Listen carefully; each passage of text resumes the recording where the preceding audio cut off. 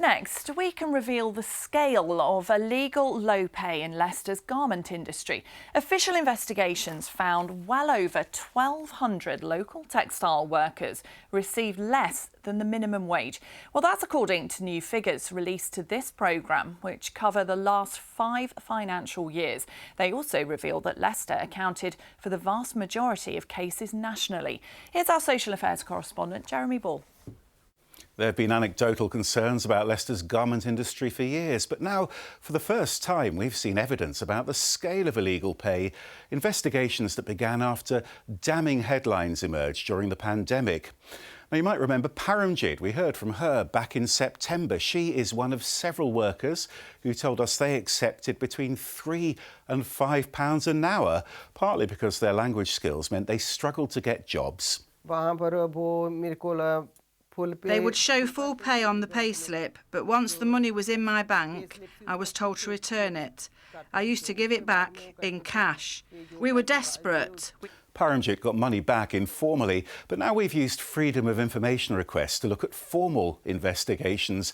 Here's what the tax authorities found nationally. Over 2,000 garment workers underpaid in the last 5 years.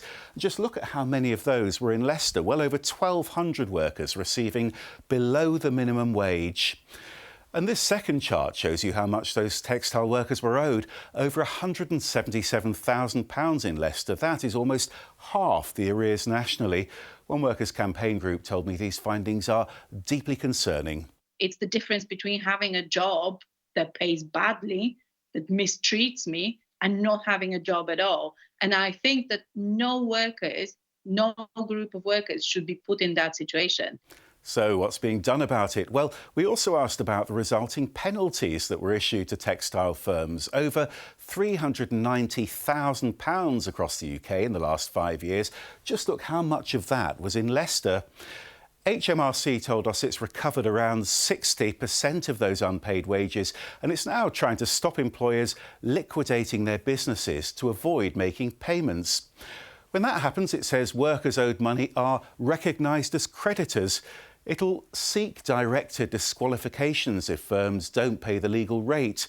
But it says there were no national minimum wage related convictions.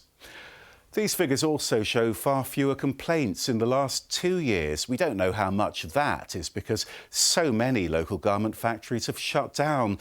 But campaigners are now calling for the fashion brands to commit to more garment production in Leicester.